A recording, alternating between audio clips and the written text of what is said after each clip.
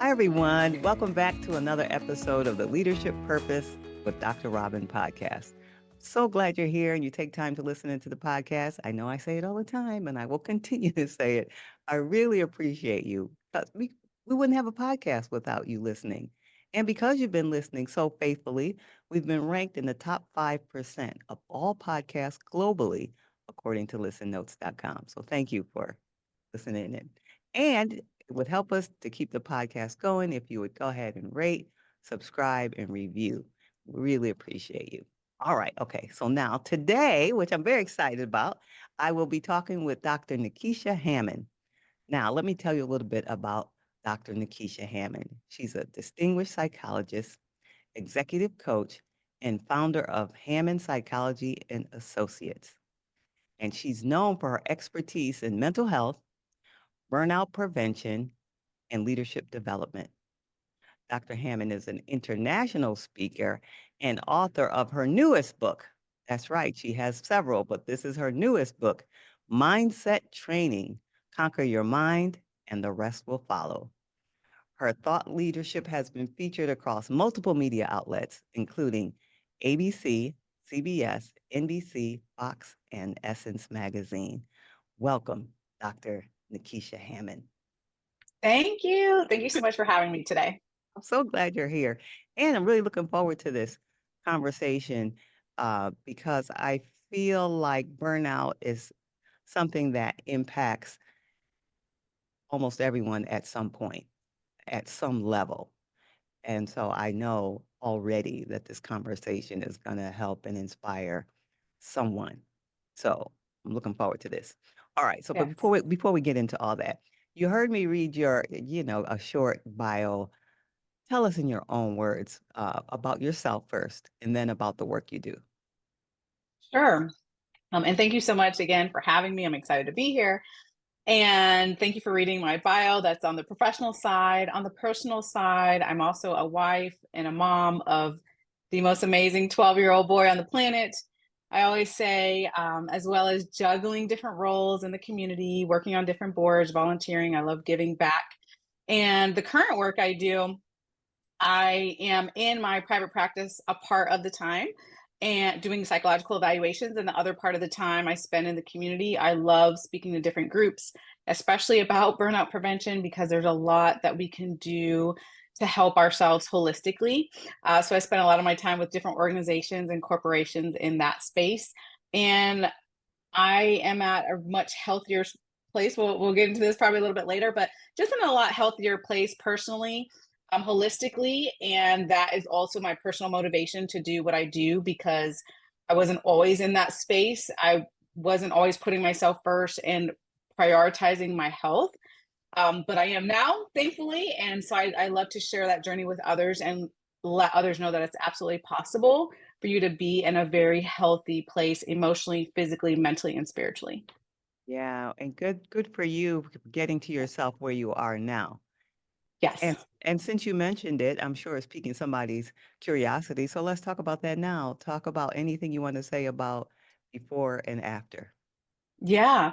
Yeah. And I will share, it really starts from childhood almost, because a lot of us, well, I know for myself personally, I don't recall conversations about self-care or about mental health when I was growing up, but instead there was such a like, and there's nothing wrong with achievement, but it was a very go, go, go mentality. What's the next thing you're going to achieve? What grade are you getting?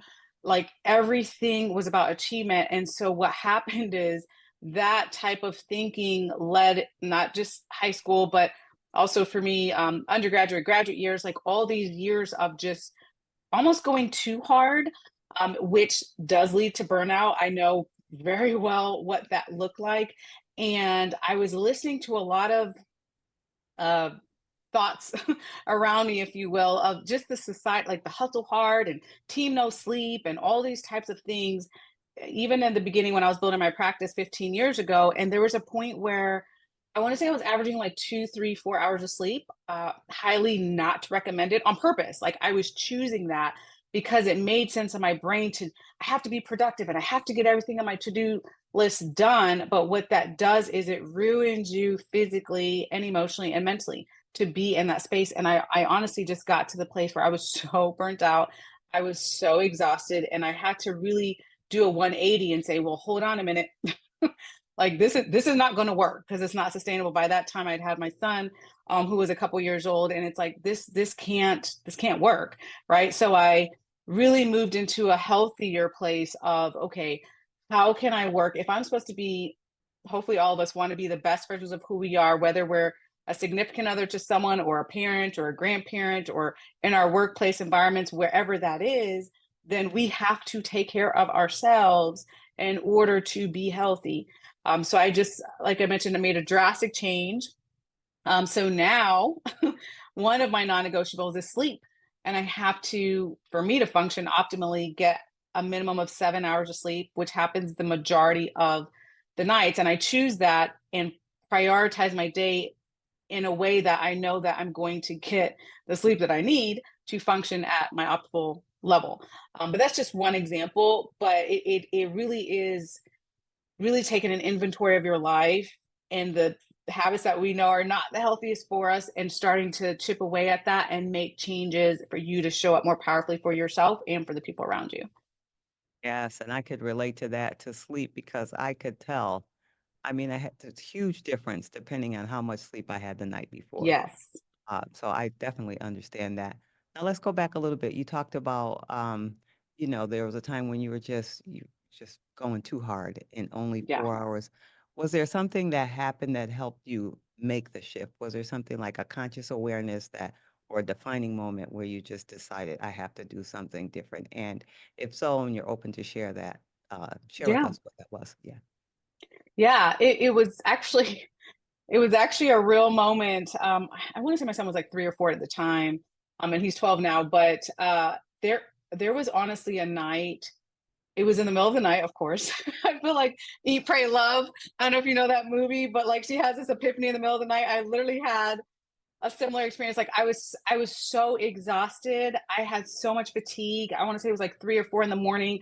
I was doing work and I'm like, okay, this, like, I literally prayed to God. I'm like, God, I'm exhausted. Like, I am tired. Please help me, God, to, change my life, if you will, because the things I was doing did not make sense. It made sense to me, but it really didn't make sense. It's like, why, what am I doing this for? I have this little child at this point and I'm exhausted because I'm trying to be super mom and super wife and juggling, businesses and doing all that I'm doing in the community. I'm like, this is exhausting. So I literally said a prayer. I'm like, God, you have to please let me change my life in such a way that I can sleep because I'm tired. And really it just, I had to change some things business wise, and I made certain decisions to make sure that sleep, for example, was a priority in my life. And yeah, just it was a change of schedule, it was a change of mentality and understanding how important that was. Because when I took a step back and I was actually getting sleep, I was like, wow, I didn't even realize the brain fog, the issues with attention and concentration, like just how much it was even affecting my work. And I'm like, well, if the goal is to be right, more productive and better at what we're doing, we need to get the sleep uh, in order to function in a better way. So that was the beginning of the journey. Definitely sleep and just changing a lot of things in my life so that I could really focus on my health, physical health, and emotional and mental and spiritual health. Yeah, and you gave us a clue there for people who might be experiencing it, what it looks like. Some of the symptoms, Yes, brain fog you mentioned, and not functioning as effectively. So those are clues that you might be experiencing that burnout.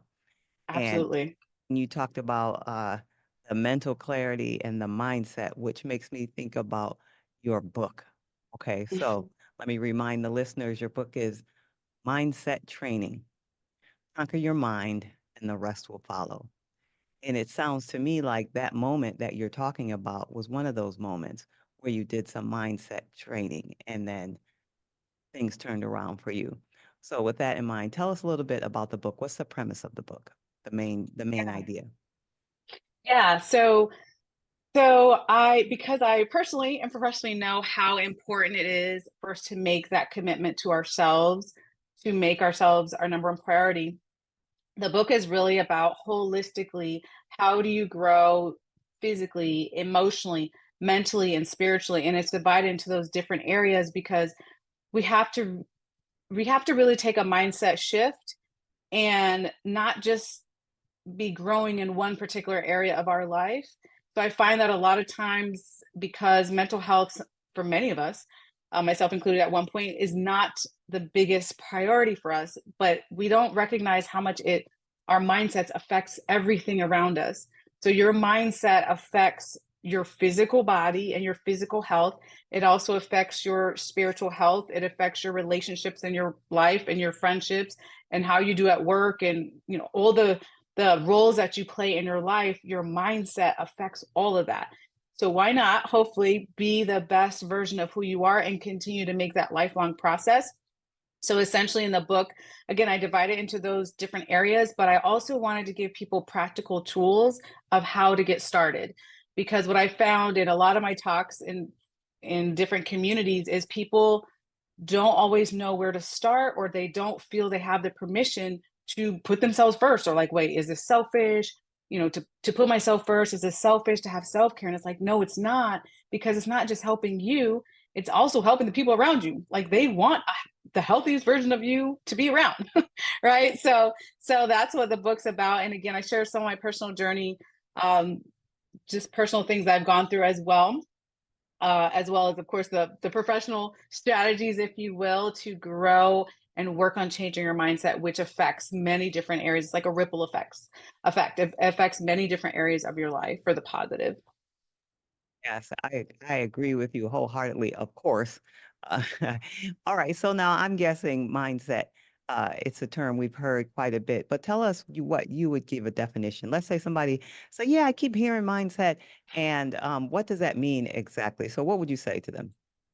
Yeah. So your mindset, it's divided into a couple different areas, but one of the things that's really important, and it's not the easiest thing to do, but if you get into the mindset to tell yourself, I am working on making myself my number one priority, then the decisions that you make will filter through, is this the best thing for my mental health? Is this the best thing for my physical health? Does this make me grow as a person emotionally? Does this help me with my spiritual health? Like, when you really start to filter your life that way, some of the decisions that you make, or many of the decisions that you make, are going to be for your best and highest self and for your well-being. But when you're not placing yourself on a priority and you're just running ragged, you're on the go, you're not taking a second to self-reflect, life is just a lot harder that way. It doesn't Changing your mindset doesn't make all your problems go away. I wish, but we don't have magic wands, right? So it doesn't make all your problems go away. But what it also does is it prepares you to be able to better handle what life will throw at you.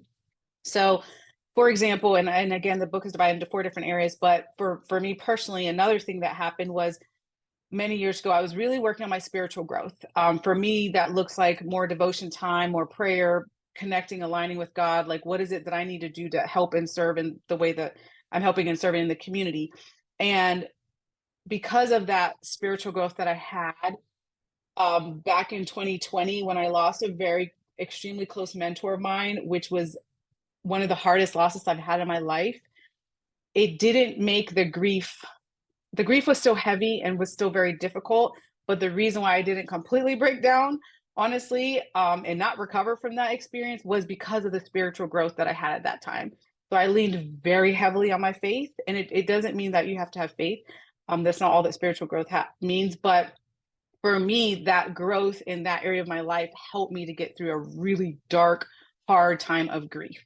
Right. So that's just one example. But again, when you start to build yourself up and have what I call like the mental armor to be able to better deal with what life throws at you and to have that resilience, that is what a powerful mindset can do for you. Yeah, yeah, it sounds like it was really once you learned it, the tool of it came in handy. Oh yeah. Unfortunately, during that difficult time when you lost, that person that was dear to you. So Hmm. thank you for sharing that with us.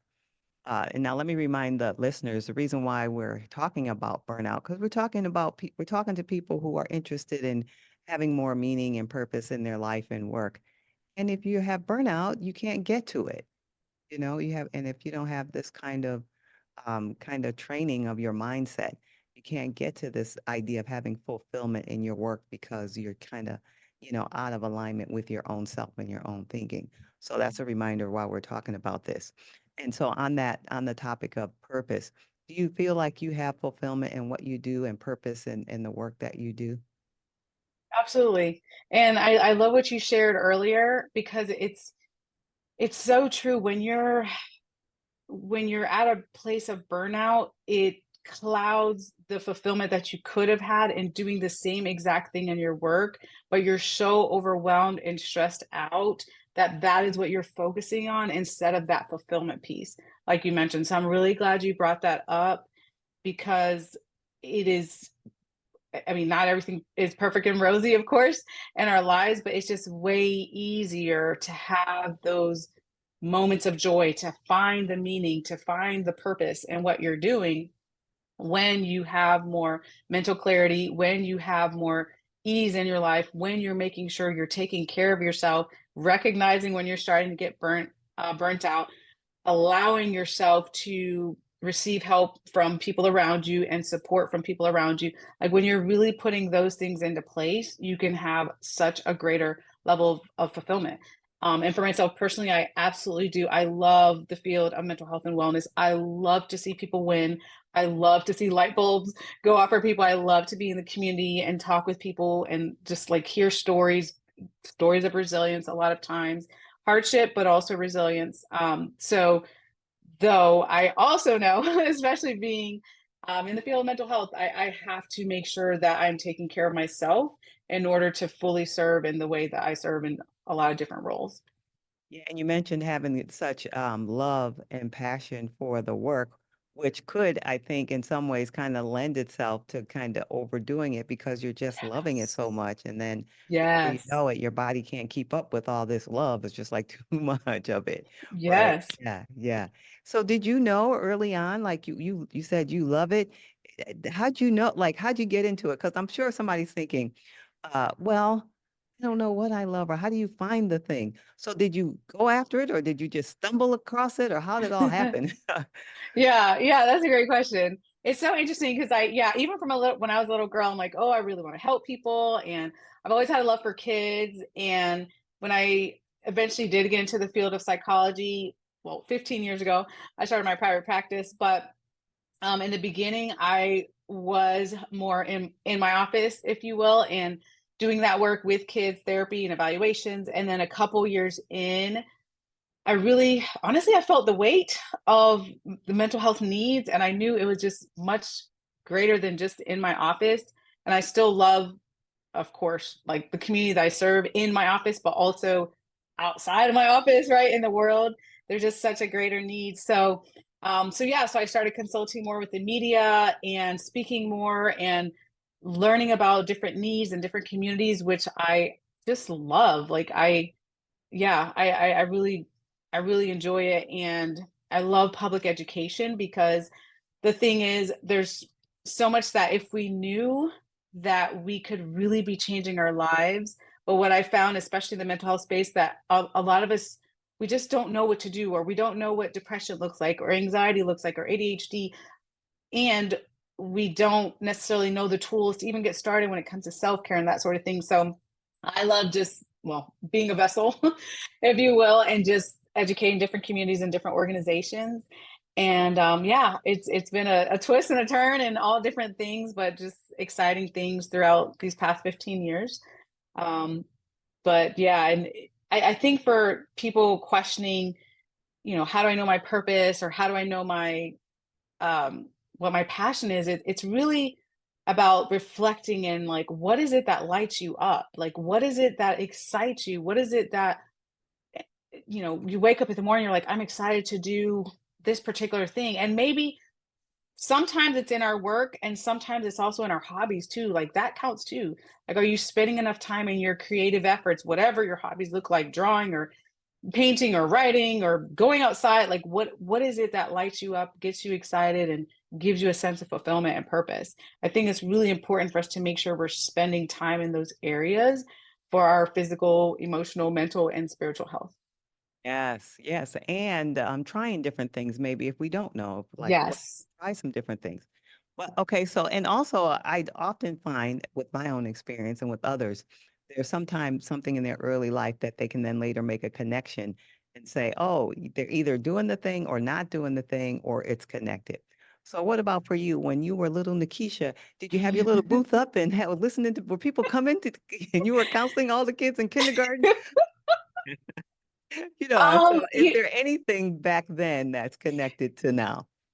Yeah. yeah, that's a great question. Gosh, I'm trying to think. I really loved, like, even I think back in like middle school, my mom was like, we were doing like different community service projects and things like that. Like, she was really big on giving. So I think I learned that from a young age too. Like, oh, like, how do you help people? Like, it was exciting to me, like, to do community service. I did a ton of community service.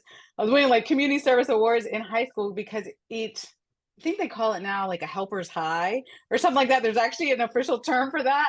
I definitely had that. Like, it was exciting. Like, how do I help people? How do I give back? Like, yeah, that was definitely from a pretty young age. And so I'm grateful that my mom, for example, exposed my brother and I to things like that. Like, hey, we have to help other people, and you help in the way that you're able to. But yeah, that started, yeah, I would say that started pretty young. So I it's could been a see definitely a continuation.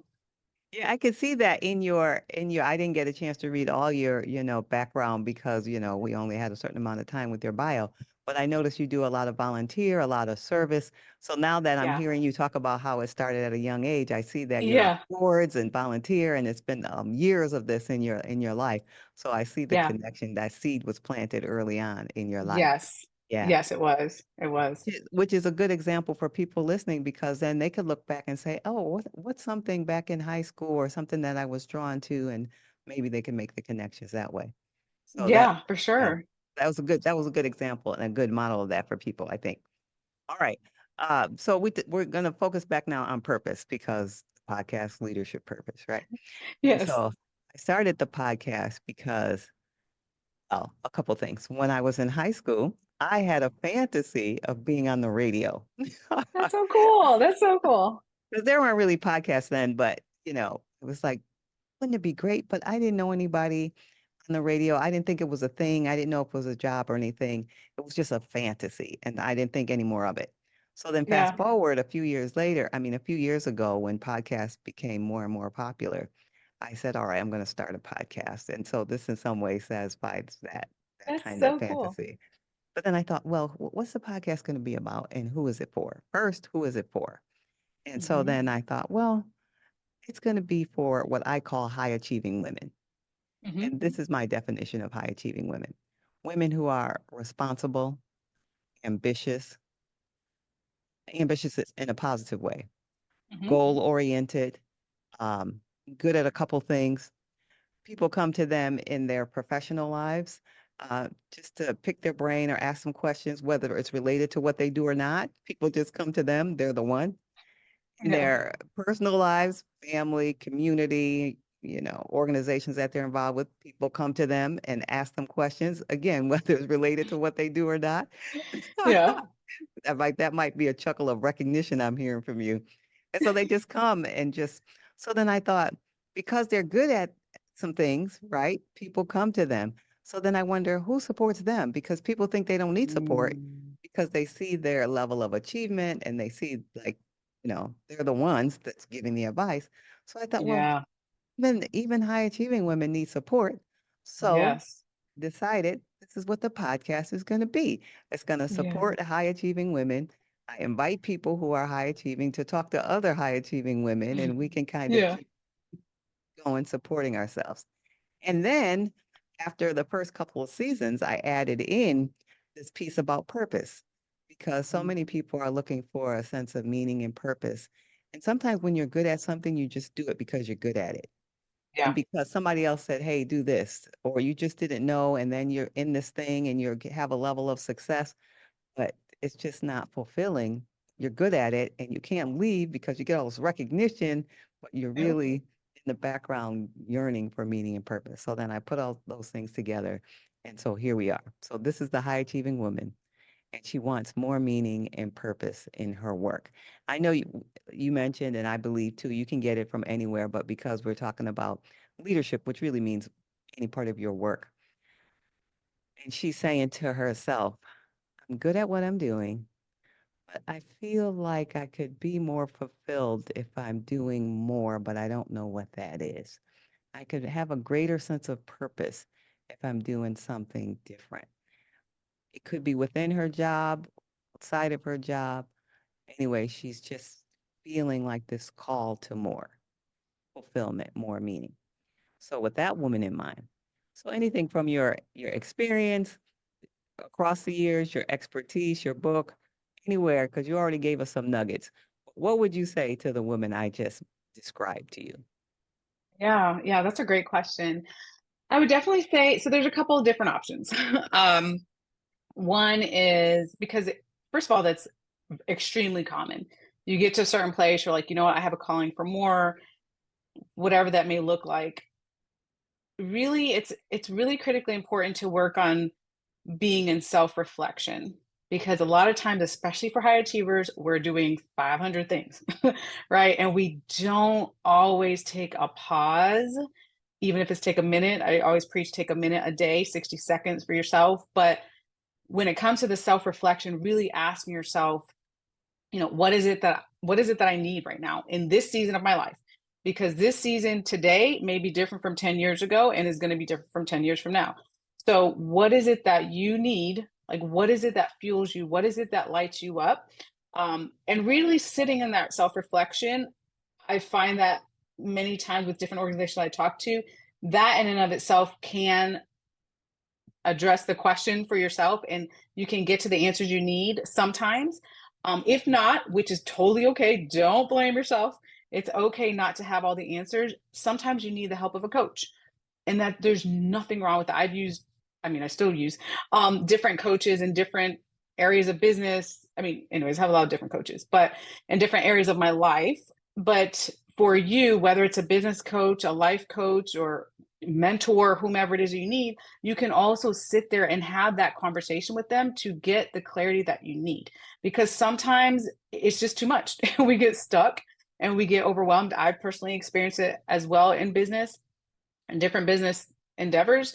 And I've utilized a business coach to say, hey, this is what's going on. Here's XYZ. How do I, whatever it is, get to the next level, have more fulfillment, you know, find my purpose, utilize my purpose more, whatever the question is that you have for you, but you have those conversations with someone who can help you through that process. But again, whether it's by yourself and or with the help of someone else, you can get the answers that you need to take the next steps and not stay too long in this like stuck mindset, in this fixed mindset. Instead, we want to get to more of a growth mindset, which again, you could do on your own or with the help of coach, mentor, whomever it is that you need for you.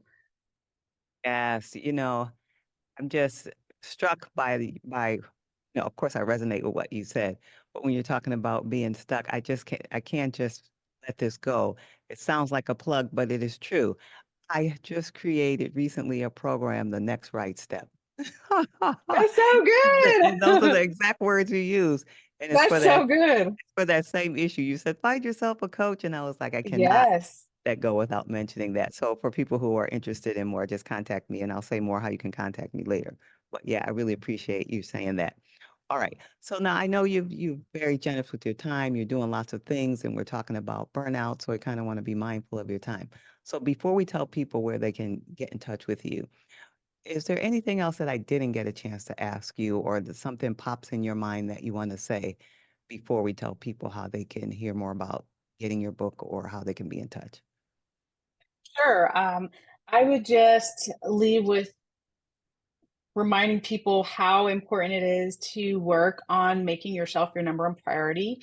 One of the ways to do that, I strongly encourage people to ask yourself 3 questions, preferably weekly, because again, our needs change depending on what season we are in our life. But the first question is asking yourself, how am I doing?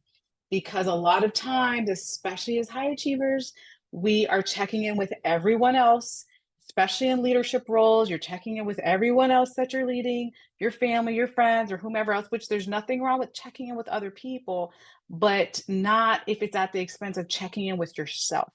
So asking yourself, how am I doing? And being honest with the answer. Number 2 is also asking yourself, what do I need? So physically, emotionally, spiritually, mentally, in this season of your life, what is it that you truly need in each of those areas, not just one? And then the third question to ask yourself is, what step do I need to take today to improve my life? And it is completely okay. I know this is hard for my overachievers to hear this, but it is completely okay if you have to take a baby step. So when you're asking yourself the question and you're like, I'm so exhausted, I'm so overwhelmed, I'm tired, I need to take a break. Maybe that's your step. Or I just can just take a little baby step. Maybe I'm just taking 60 seconds today for myself, which is okay to do. Be okay in that space as much as you can be. But I always encourage people again to, the biggest thing I see missing in the mental health field is it's so hard, it's so busy and so hectic around us that we're not spending the time that we need in self-reflection. But in that true space, when you take the time for yourself and ask yourself those 3 questions, you can gain a lot of clarity and work on growing who you are as a person for the better. I mean, we can't leave them with anything better than that. All right. So where can they get more information from you and hear more about the book or get the book? And by the way, the book is Mindset Training, Conquer Your Mind, and the rest will follow. So how can they be in touch with you, Dr. Nekeshia Hammond? Yeah, the best way would be through my website. So it's drnekeshiahammond.com, DRNEKESHIA Hammond.com. Or the book, you can find more information about the book at mindsettrainingbook.com. Okay, and we'll be sure to have that in the show notes. Dr. Nekeshia, thank you for being here and sharing Thank you. your warm spirit and your generous heart and your expertise with us. Really appreciate you. Thank you. And I appreciate you as well. Thank you for what you do. Okay, everyone. And now, if you'd like to hear, no, first of all, I'd like to hear your response to this episode. I'd love to hear from you. I'm on social media at Robin L. Owens, PhD, at Robin L. Owens, PhD, but I spend most of my time at LinkedIn. So I'd love to hear your response to this. And if you're looking for the next right step, put in your message, next right step, and I'll give you some more information about that. And also, if you want to go over to our podcast website, you'll have some resources there. The website is leadershippurposepodcast.com. Leadershippurposepodcast.com. And until next time, this is Dr. Robin.